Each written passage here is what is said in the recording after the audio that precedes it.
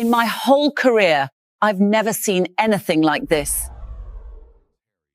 An unprecedented incident under the reign of Charles III has just leaked from inside a state banquet, sending the British royal family into a full-blown power crisis.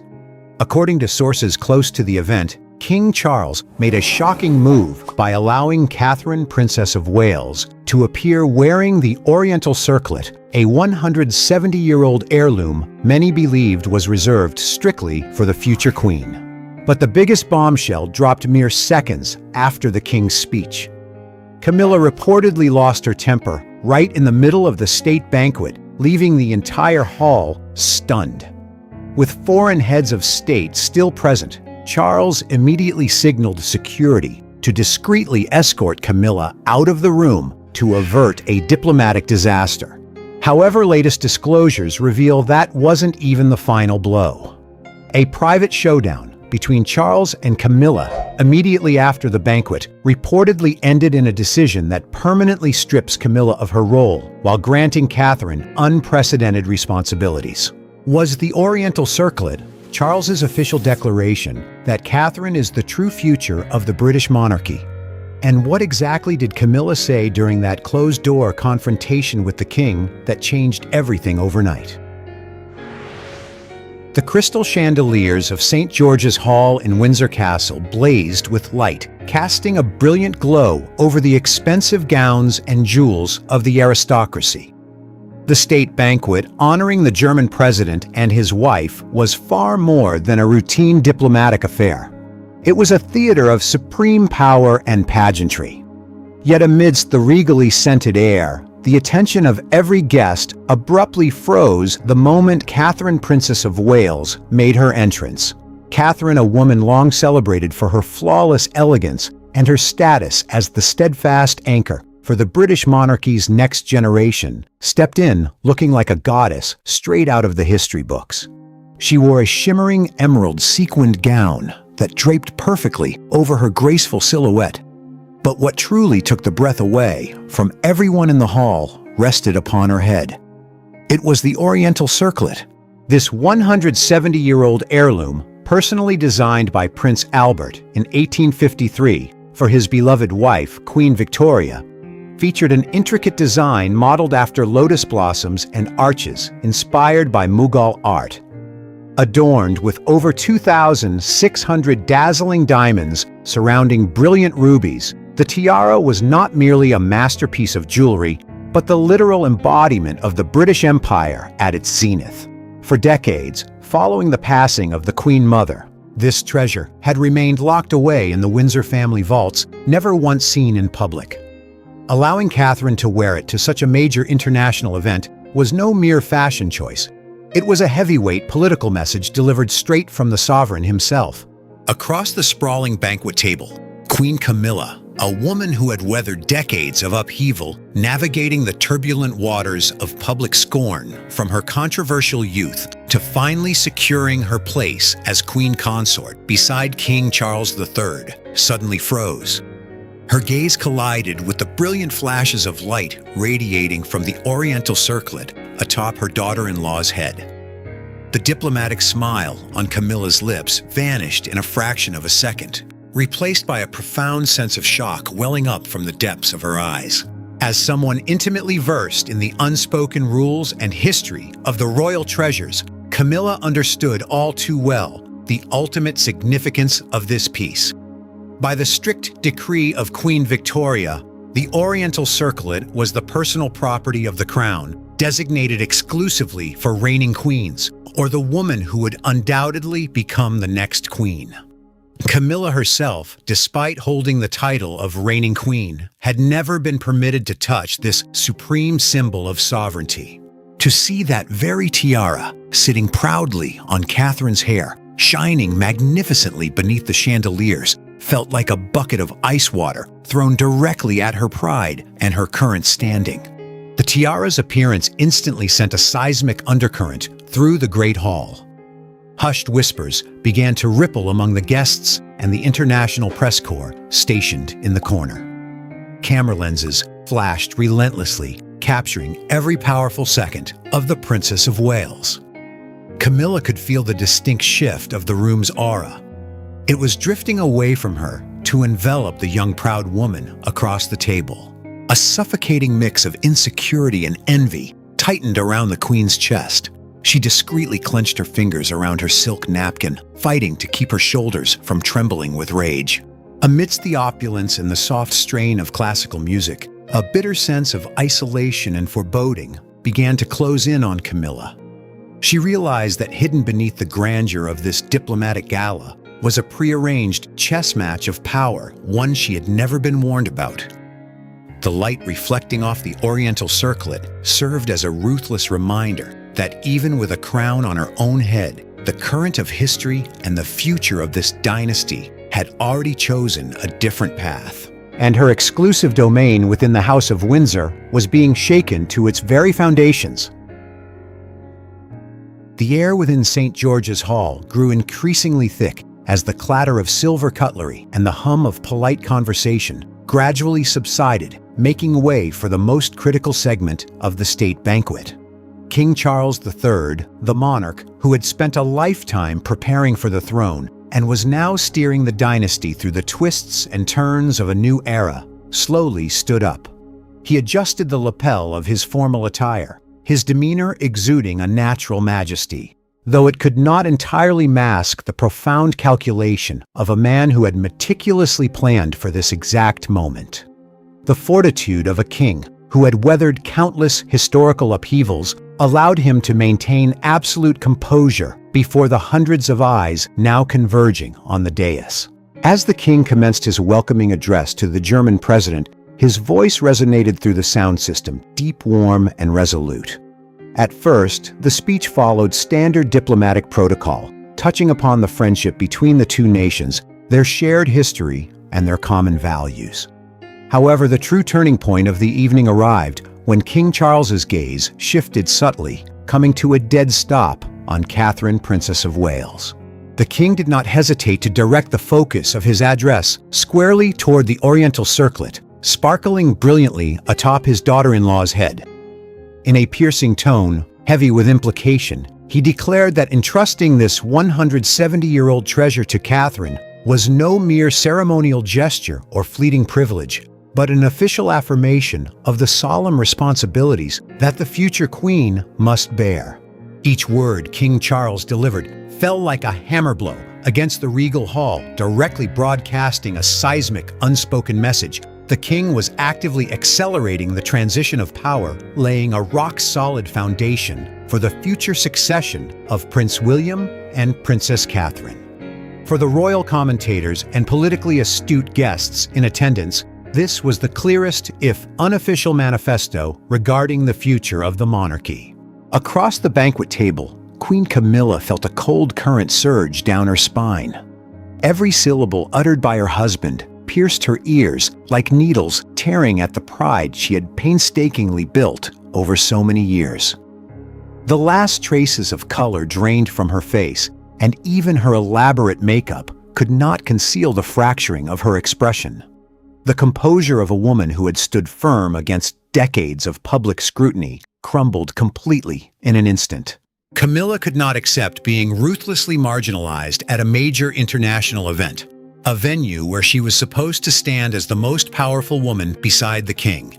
Rage flared up like an uncontrollable wildfire, burning away every rule of elegance and royal decorum she was bound to uphold. Right in the middle of the king's address, Camilla abruptly stood up. Her heavy oak chair scraped against the floor with a piercing screech slicing through the solemn atmosphere. The sharp noise caused several nearby guests to turn around in surprise. Her chest heaving with fury, Camilla voiced a loud protest right in the center of the state banquet. Her words bursting forth in a loss of control laced with suppressed bitterness and resentment. Her face flushed a deep crimson, her eyes locking onto King Charles in a desperate challenge against his decree. This sudden outburst instantly froze the entire hall, transforming the opulence of the gala into a suffocatingly tense atmosphere. The diplomatic smiles on the faces of the international dignitaries hardened, and an ominous silence descended upon the room. King Charles III did not flinch. The resolve of the sovereign kept his expression unreadable, though a flash of profound disappointment mixed with utmost sternness flickered in the depths of his eyes. To protect the nation's dignity and prevent Camilla's conduct from impacting the international guests, especially the German president and his wife, the king, subtly tilted his head. Without a word, he merely raised his hand, executing a discreet but decisive signal with his fingers toward the corner of the room where the royal protection officers stood on duty. Receiving the supreme command, two guards in black formal uniforms moved swiftly yet entirely without sound. They approached Camilla's position with absolute professionalism. Using deft, gentle, but unyielding movements, they flanked her, creating a natural screen to block the view of the guests. One guard leaned in slightly, extending a hand in a polite yet undeniable gesture of invitation, quietly escorting the queen out of the Great Hall toward the side exit behind the velvet drapes. Camilla, though still consumed by a raging fire of resentment, understood from the rigidity of the guards and the king's ice-cold stare that she had pushed things too far. She was forced to walk away, her legs trembling beneath her long gown, her isolated figure gradually vanishing behind the heavy wooden doors without drawing any further attention. As the doors closed, restoring Camilla to isolation, everything inside St. George's Hall rapidly returned to its orbit as if the crisis had never occurred. King Charles III resumed his speech with an easy grace, as though the recent incident were nothing more than a speck of dust on his royal robes. The entire room, from foreign heads of state to the aristocracy, swiftly shifted their focus back. Admiring glances, appreciative smiles, and the most dazzling aura once again converged simultaneously on Princess Catherine. Beneath the crystal chandeliers, the Oriental Circlet atop the Princess of Wales's head shone brighter than ever, standing as an immutable declaration that no matter who came or went, the future of this dynasty had been firmly decided. As the lights of the Windsor state banquet went out, another storm immediately flared up, not within the enclosed walls of the castle, but across global headlines and media waves. The following morning, Queen Camilla's private sitting room was submerged in a tense silence. Atop the mahogany table, Britain's largest newspapers were piled haphazardly over one another. Camilla sat motionless, her slender fingers lightly brushing the edge of a major current affairs magazine, where a close-up photograph of Princess Catherine wearing the Oriental Circlet dominated the front page beneath bold, sensational headlines. The media and royal experts simultaneously launched a barrage of in-depth analyses detailing the history and significance of the treasure.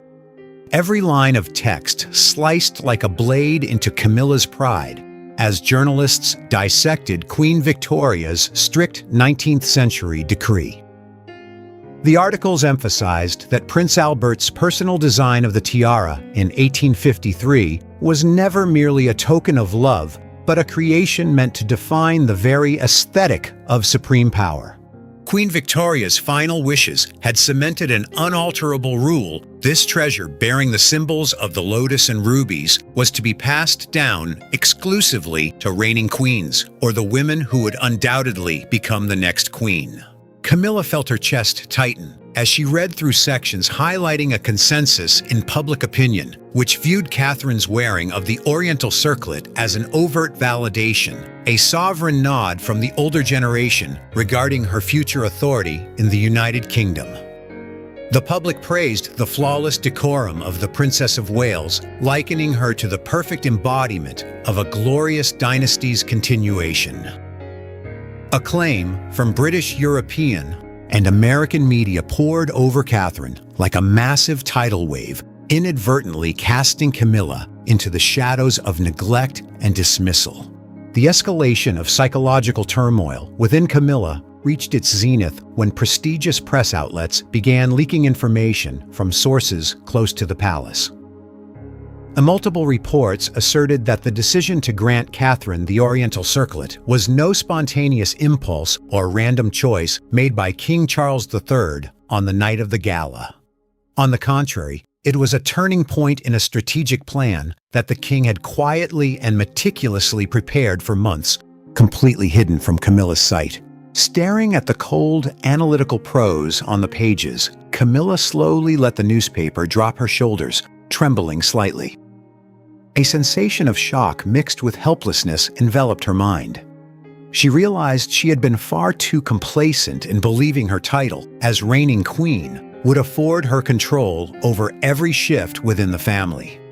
It turned out that behind the warm smiles and daily conversations, her partner, King Charles III, had quietly mapped out a clear roadmap for the transition of power, one where her influence was never factored in. Camilla stood up in silence and walked toward the window, looking out over the vast, ancient courtyard of the castle.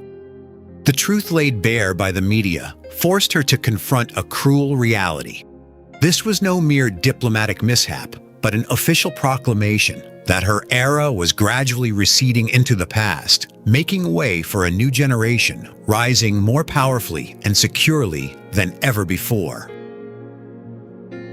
The atmosphere inside King Charles III's private study sank into a somber, stifling stillness so profound that the rhythmic, steady ticking of the antique bronze clock on the mantelpiece could be heard with agonizing clarity. The fading twilight filtered through the high-arched window, casting long ash-gray shadows across the carpeted wooden floor.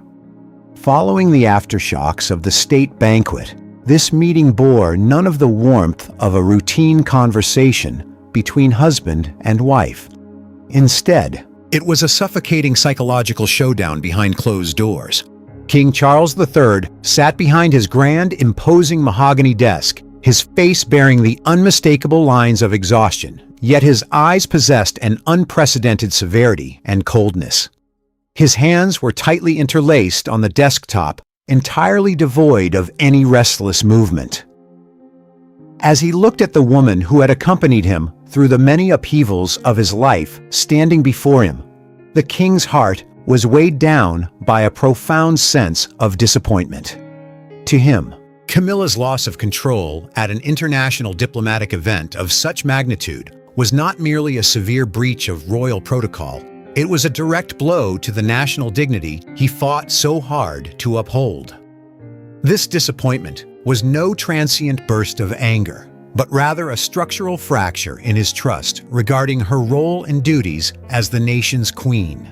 Confronted by her husband's icy demeanor, Camilla could not conceal the resentment surging wildly within her chest. She chose not to sit, instead standing rigid, her hands gripping the back of the opposite chair to keep her body from trembling under the weight of her chaotic emotions. Her chest heaved, her fiery gaze condensing years of scandalous youth into a powerful act of resistance. Camilla could not accept the reality that the power, the attention, and the ultimate symbolic role of the dynasty were being systematically stripped from her hands to be transferred to the generation of William and Catherine. In her heart of hearts, she viewed this as a cruel betrayal of the sacrifices and patience she had endured to reach where she stood today. Every muscle in Camilla's face grew taut, embodying a desperate refusal of the inevitable transition unfolding before her eyes. The tension reached its absolute zenith when King Charles III slowly rose to his feet, exerting an invisible pressure that weighed heavily upon the room. He looked directly into Camilla's eyes, his gaze entirely stripped of hesitation or compromise. With a decisive movement, the king flipped open a leather-bound dossier on the desk, sliding it slightly forward like an unalterable decree. He determined that in the coming period the palace would officially allocate more critical public duties, overseas tours, and core representative roles to Princess Catherine. This was no mere damage control tactic to appease public opinion. It was a strategic maneuver designed to solidify the image of a modern, stable monarchy in the eyes of the global community. This unspoken declaration fell like a definitive sentence upon Camilla's final hopes. She stared at the document, her fingers clenching so hard that her knuckles turned a stark white. The king's silence at this moment was more terrifying than any shouting. It confirmed that Catherine's symbolic position had been irrevocably established, and no force, not even her own, could ever shake it again. The psychological shock left Camilla entirely drained. Her initial fury was gradually replaced by a hollow, ultimate sense of bitterness. Understanding all too well that any argument now would be utterly futile against the institutional resolve of the sovereign, she slowly released her grip on the chair. Camilla turned away, taking heavy leaden steps toward the exit. Each of her footsteps felt as though it were treading upon the shattered fragments of the pride and power slipping from her grasp. As the door to the king's study clicked shut behind her, Camilla stood isolated in the long, cavernous corridor, leaving her heavy heart to be engulfed by the darkness and medieval solitude of the castle. A heavy stillness hung over the antechamber of Buckingham Palace, where the daylight had faded into dull streaks filtering through thick silk drapes. Upon the cedar desk, a landmark royal document had been finalized, bearing the king's stark crimson wax seal. King Charles III had made his final decision, an irreversible decree restructuring the representative framework of the monarchy. Under its terms, a substantial portion of the core patronages and state-level royal engagements that traditionally belonged to Camilla would be ruthlessly stripped away, officially transferred to Princess Catherine. It was a direct blow, hollowing out the Queen's practical influence to fortify the foundations of the future Queen consort. Confronted by the cold document, Camilla felt a wave of absolute panic surge within her, suffocating all reason. Stripped of the pride and fury of the previous days, she rushed toward the king's desk with hurried steps, her trembling hands lifting the decree. In a desperate final bid to salvage her crumbling status, Camilla attempted to persuade the king to reverse his decision. She lowered her voice, her gaze shifting from defiance to pleading, trying to invoke the memories of their companionship and the hardships they had weathered together over decades to earn public acceptance. She even reached out in a gentle gesture, placing her hand over the back of his, hoping to find a flicker of emotion in the man who had once gone against the entire world for her sake. Yet all of Camilla's efforts struck a wall of freezing stone. King Charles III drew his hand back slowly but unyieldingly. His expression remained unchanged, his deep eyes revealing not a single ripple of pity. The fortitude of a supreme sovereign had triumphed over the personal affections of the past. He looked directly at his wife, his gaze carrying a ruthlessly stern message. The king did not merely reject her appeals. He issued an ultimatum. Camilla was to voluntarily restrict her appearances at several major public events in the coming period, retreating behind the scenes to prevent further unnecessary controversy for the monarchy. That demand struck Camilla like a bucket of ice water, freezing the last remaining shred of hope. The king's absolute refusal confirmed that in this chess match of royal politics, the dignity of the British crown and the future of William and Catherine's generation were the absolute priorities, while she had now become a piece to be sidelined at any moment. Camilla's hands slowly dropped to her sides, the royal document slipping from her powerless fingers and falling softly onto the desk. The psychological shock caused her to take a step back, feeling as though the ground beneath her feet was fracturing. All resistance, all ambition to maintain her peak radiance suddenly vanished into thin air. Standing in the middle of the regal yet suffocating room, Camilla was forced to accept the cruel reality that her influence over the king and royal politics was dwindling to an absolute minimum.